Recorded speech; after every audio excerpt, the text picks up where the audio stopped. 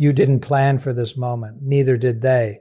But here you both are, silent, no calls, no texts, no just checking in messages that never really meant what they said, just silence. And most people watching this right now think that silence means peace. They think it means the story is over. They think both sides are finally healing, finally moving on, finally free. They are wrong. What actually happens when both you and a narcissist go quiet at the same time is one of the most psychologically intense events that can unfold between two human beings. And almost nobody talks about what really goes on beneath the surface during this silence. Not on your side, and especially not on theirs. Because on the surface, everything looks still. But underneath, two completely different worlds are being shaken to their core. And one of those worlds is about to crack open in ways that will genuinely surprise you. Stay right here, because what you are about to understand is going to change how you see everything that happened and everything that is coming next. Let's start with the moment the silence actually begins. Think back to it. You stopped reaching out. Maybe it was exhaustion. Maybe it was a decision you made at 2 a.m. when you finally couldn't carry the weight of it anymore. Maybe someone told you about no contact and something inside you said, yes, this is it. Whatever the reason, you went quiet. And so did they. And for a brief moment, the world held its breath. Now here's the first thing almost no one tells you. When you go silent, you feel it immediately. The silence lands on you like a physical weight. Your phone feels different. You catch yourself reaching for it. Out of habit, muscle memory built from months or years of responding, apologizing, explaining, and managing. You feel the absence of the chaos, and somehow that absence feels louder than the chaos itself ever did. That is not weakness. That is not you being dramatic. That is your nervous system doing exactly what it was trained to do. You are conditioned to respond. Going silent breaks that conditioning, and your body registers it as something close to withdrawal. Meanwhile, and this is where it gets deeply revealing, the narcissist experiences the first 60 seconds of your silence in a way that is almost the polar opposite of what you feel. They don't feel the weight. They don't feel the absence in their chests the way you do. What they feel at first is almost nothing. A flicker of mild irritation, a slight disturbance in their routine, the way you might feel when your favorite app crashes or when traffic is slower than usual. Not grief, not loss, not love pulling at them. Just a minor inconvenience registering on the edges of their awareness. And that, right there, that single difference in how the first moments of silence land on each of you tells you everything you need to know about the relationship you just left. But here is where it gets complicated. Here is where the story takes a turn that even people who have been through narcissistic abuse often don't fully see coming, because that mild irritation, it doesn't stay mild, it doesn't fade away. It grows slowly at first, then faster, then in ways that begin to look very different from the outside. The narcissist's inner world, which looked calm and unbothered in those first hours, starts to shift. And what it shifts into is something far darker and far more desperate than most people expect. You need to understand something fundamental about how a narcissist experiences the world before you can truly grasp what your silence does to them. A narcissist does not draw their sense of self from within. They cannot. There is no stable internal identity they return to when the world gets quiet. What they have instead is a mirror, and you were that mirror. Every time you responded to them, every time you reacted, got angry, cried, apologized, or even just acknowledged their existence, you were reflecting something back to them that they desperately needed to see. They needed to see that they mattered, that they had power, that they were significant. Your silence removes the mirror entirely. And a narcissist standing in front of an empty mirror doesn't just feel lonely. They feel something closer to a quiet, creeping terror. Because without the reflection, the image they've built of themselves, the grandiose, untouchable, always in control image, starts to flicker like a television losing signal, like a voice recording playing back with the volume slowly being turned down until you can barely hear it. This is the phase almost no channel, no psychologist, no article online properly describes. Because from the outside, during these first hours or days of mutual silence, the narcissist looks completely fine. They might even look better than fine. They might post on social media. They might seem busy and unbothered. They might reach out to other people, laugh loudly, perform normalcy with frightening precision. But inside the place they never let anyone see, something has begun to loosen. And before this video is over, you are going to see exactly what that loosening leads to. You are going to understand why your silence is not passive. It is not nothing. It is not you simply disappearing. It is the single most powerful thing you have ever done in this dynamic. And the narcissist already knows it, even if they would never admit it to a living soul. Right now, in this moment of quiet, you are not the one falling apart. They are. Let's go deeper. Be what is actually happening inside the narcissist's mind during this silence, because this is where the story gets genuinely shocking, not in a dramatic, exaggerated way, but in the quiet, clinical, deeply unsettling way that only the truth can be shocking. What happens inside a narcissist when the silence stretches from hours into days is a process that psychologists have studied, documented, and consistently found surprising even after decades of research. And understanding it is not just fascinating, it is healing. Because when you see it clearly, you stop wondering if you made a mistake by going quiet. You stop asking yourself if you should reach out. You stop second guessing the one thing that is finally genuinely working in your favor. Here is what happens. The narcissist enters what can only be described as a surveillance state. They go quiet externally, but internally they become hyperactive. Every piece of information available to them about you gets analyzed. Your last social media post, who liked your photo, whether your profile picture changed, whether a mutual friend mentioned your name, whether you were seen somewhere by someone who might report back. They are not grieving you. They are studying you. They are running calculations. They are trying to determine one single thing above everything else. Did you actually leave, or are you just waiting for them to come back? This distinction matters enormously to them, because if you are simply testing them, waiting for them to chase, then the power dynamic they built is still intact. They can afford to wait. They can play the game.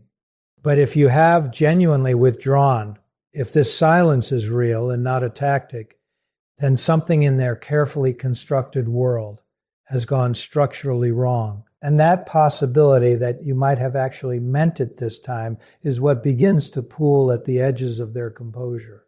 Think about what it means to build your entire sense of self on the reactions of other people. Imagine that every morning you wake up and the first thing you need, not want, but need the way you need oxygen, is confirmation that you still matter.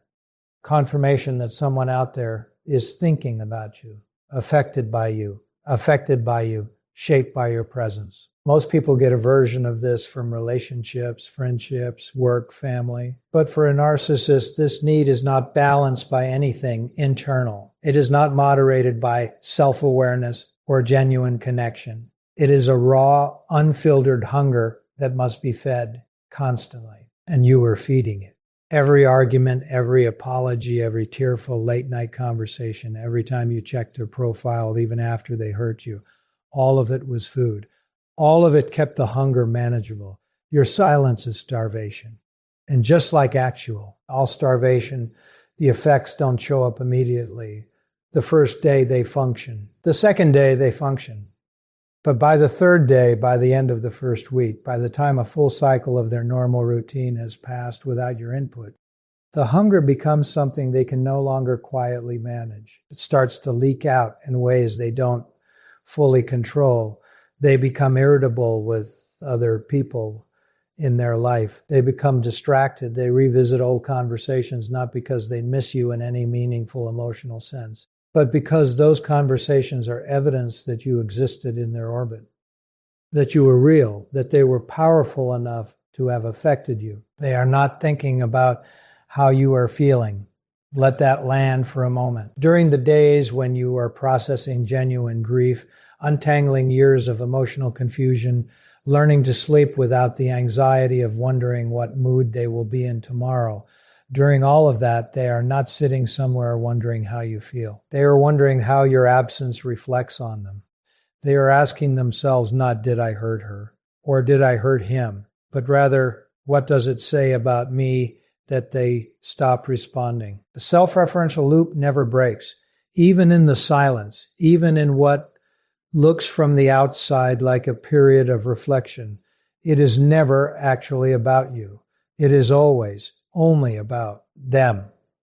Now here is the part that trips people up. Here is the thing that causes people who have left narcissists to doubt themselves, to reach back out, to undo weeks of hard-won distance in a single weak moment. The narcissist, somewhere between day 4 and day 10 of genuine mutual silence, will often make a move. Not always. Not every narcissist operates on the same timeline. But there is a predictable window where the discomfort of your absence crosses a threshold, and they feel compelled to act. And the way they act is designed, whether consciously or through years of instinct, to target exactly the part of you that is most vulnerable. They will not typically come back aggressive. They will not come back demanding, because some part of them, the part that is highly attuned to emotional dynamics, knows that aggression will push you further away. Instead, they come back soft. They come back nostalgic. They send the kind of message that costs them nothing but lands on you with the weight of everything you ever wanted to hear from them. A simple, I've been thinking about you, a photo of something that reminds them of a good memory, a carefully constructed sentence that sounds like the beginning of an apology without containing a single actual admission of fault. And here is why this matters more than almost anything else in this entire video. When that message arrives, if it arrives, your body will respond before your mind does. Your heart rate will change. Something will move in your chest. Because that message is not landing on who you are right now, today in this silence. It is landing on every version of you that ever loved them, hoped for them, believed them when they promised things would be different. It bypasses your rational mind entirely and speaks directly to your history. That reaction is not weakness. It is not stupidity. It is the result of a bond that was built deliberately over time through cycles of warmth and withdrawal that your nervous system learned to respond to the way Pavlov's dogs learn to respond to a bell. The pull you feel is real. The emotion is real, but what it is pointing toward is not. And that is exactly why you need to understand what happens next. Let's talk about what happens when you don't respond to that message. When you see it, feel it land in your chest exactly the way they knew it would, and you still don't reply. Because this is the moment everything changes. This is the fork in the road that almost nobody warns you about. Most content about narcissistic abuse tells you to go no contact. Most content tells you to stay strong when they reach out. But very little content tells you what actually unfolds on their end when you hold the line. When you see the message, feel the pull, and still say nothing. What happens in their world during the hours and days after that moment is something you genuinely need to see clearly, because it will make staying silent not just easier, but feel like the only logical choice you could ever make. When the narcissist sends that soft, carefully constructed message and receives nothing back, the surveillance state they were already in shifts into something more intense. The mild discomfort that started on day 1, the creeping unease that built through the first week, now transforms into something they are completely unprepared to handle. it transforms into genuine anxiety. Not the anxiety you felt throughout the relationship, the walking on eggshells. What mood are they in today? Anxiety that became the background noise of your daily life. This is different. This is their anxiety. And for a person who has spent years, sometimes decades, engineering a life where they are always the one with the upper hand, always the one who decides when to engage and when to withdraw, always the one who holds the power in emotional exchanges, feeling genuine anxiety about another person's response is profoundly destabilizing. Here is something important to understand. Narcissists are not actually as emotionally powerful as they appear. The confidence, the control, the apparent indifference to other people's pain, none of that comes from a place of genuine strength. Yet it comes from a place of carefully managed fear. Fear of being seen as ordinary. Fear of being exposed as someone who needs people more than they let on. Fear of being abandoned before they can do the abandoning.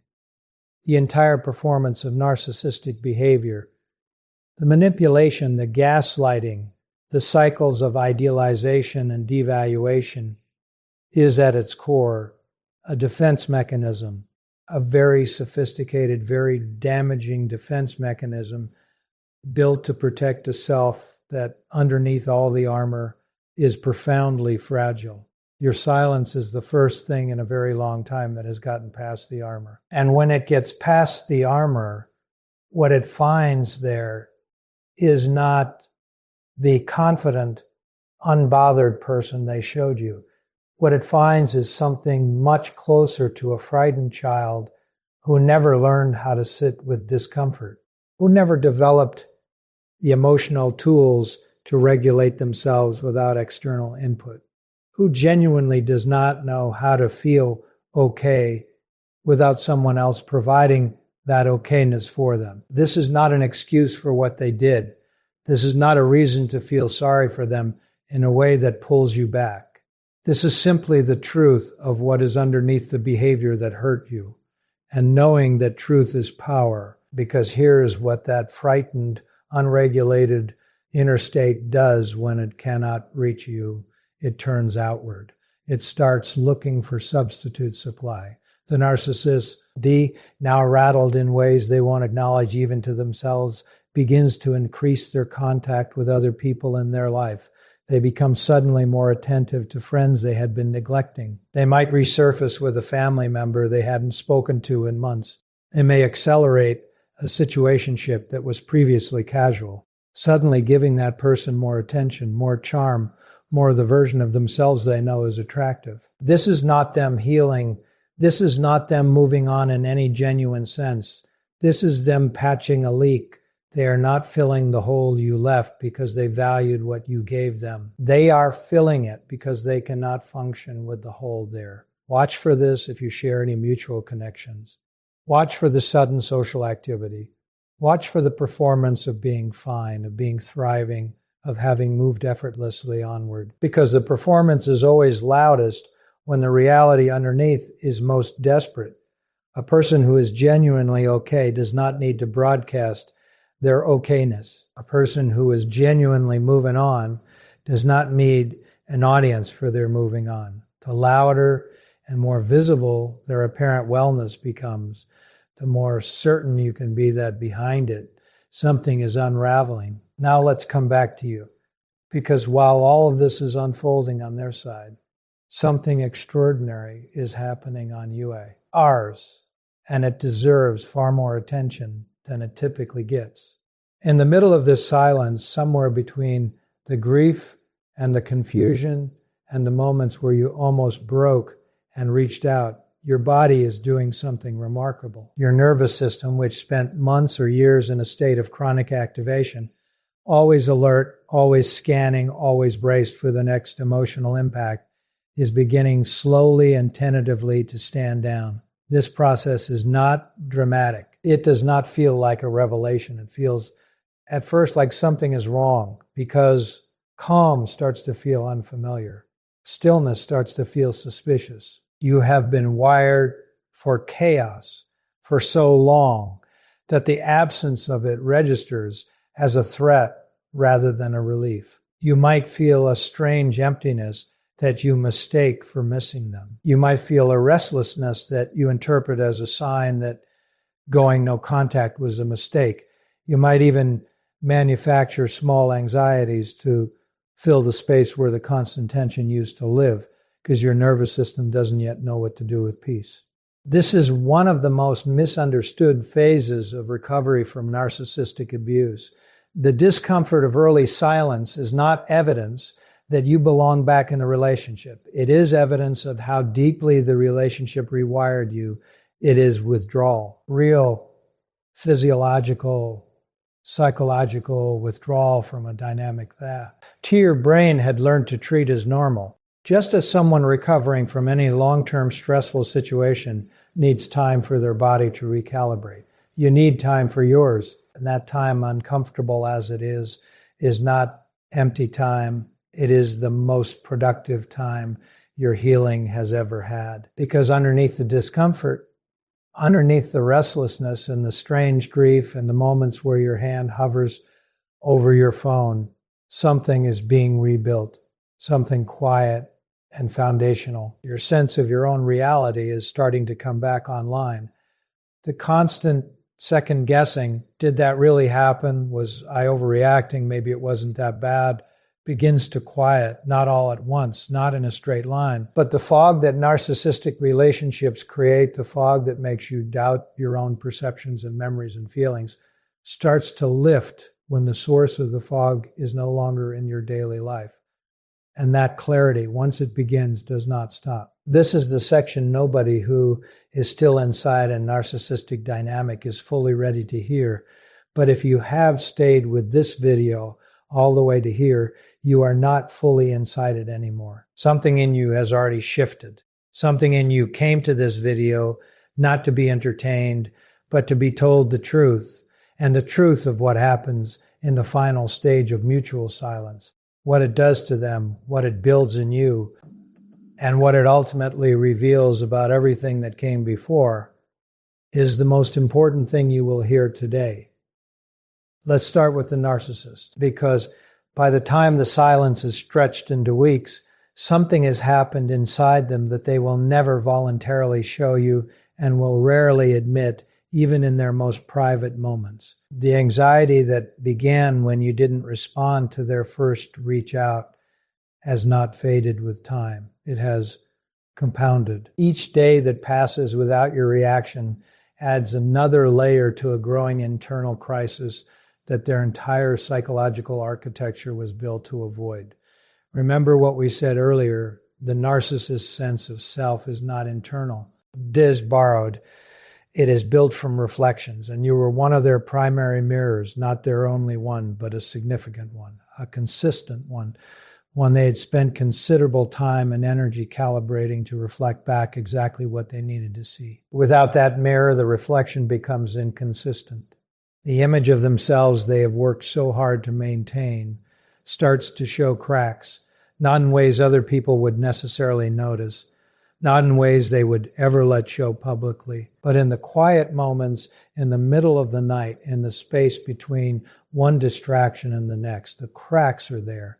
And what lives inside those cracks is the thing a narcissist spends their entire life running from, the raw, unmedicated truth of who they are without the performance. A person who does not know how to love without controlling, a person who does not know how to connect without calculating, a person who is, at their most fundamental level, deeply and tragically alone in a way that no amount of external validation has ever truly fixed and never will. Your silence did not create that aloneness.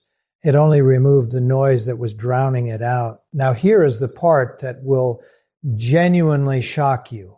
Here is the thing that changes the way you understand, not just this relationship, but every dynamic you have ever been in or will ever be in. The narcissist, in the depth of this silence, does not reach a moment of genuine reckoning. They do not sit with the cracks and decide to look at them honestly. They do not arrive after enough quiet days at a place of self-awareness that transforms them into someone capable of the relationship you deserved. This is the hope that keeps so many people tethered even after they leave. The hope that the silence will be the thing that finally wakes them up. That the absence of you will teach them your value. That they will feel the loss deeply enough that it changes something real inside them. It doesn't work that way. And understanding why it doesn't work that way is not pessimism, it is liberation. A narcissist does not respond to loss by growing. They respond to loss by replacing. When the discomfort of your absence becomes too much to sit with, they do not turn inward and do the painful work of genuine self-examination. They turn outward and find a new source of the reflection they lost, a new person to mirror them, a new relationship to pour the performance into, a new dynamic where they can once again be the most important person in the room. This is not a choice they make consciously every time. For many narcissists, it is as automatic and unconscious as breathing. It is simply what they do when the supply runs out. They find more supply. They do not ask why they needed it. They do not question whether the need itself is the problem. They just fill the tank and keep driving. And when you truly understand this, not just intellectually, but in the place where you still held hope, something releases, something you have been carrying without realizing how heavy it was finally gets set down. Because the question you have been secretly asking yourself, the one underneath all the other questions, was I not enough to make them change, finally gets answered, not with cruelty, not with blame, but with clarity. You were never going to be enough to make them change, not because of anything lacking in you, but because change of that depth requires a person to want it more than they fear it. And a narcissist fears genuine self-examination more than they fear losing any single person on earth. What you mistook for them not loving you enough is actually them not being capable of the kind of love that requires honesty with oneself. Those are two completely different things, and only one of them is about you. Now let's talk about what this silence is doing for you, because this is where the story stops being about them entirely and becomes finally and fully yours. Every day of silence is a day your nervous system gets quieter. Every week that passes without the chaos of managing their emotions, anticipating their moods, shrinking yourself to fit their needs, is a week your sense of self gets slightly louder. It is not a linear process. There will be days inside the silence that feel worse than the relationship did. There will be moments where the grief is so heavy you convince yourself that the pain of the relationship was at least familiar, at least a kind of company. There will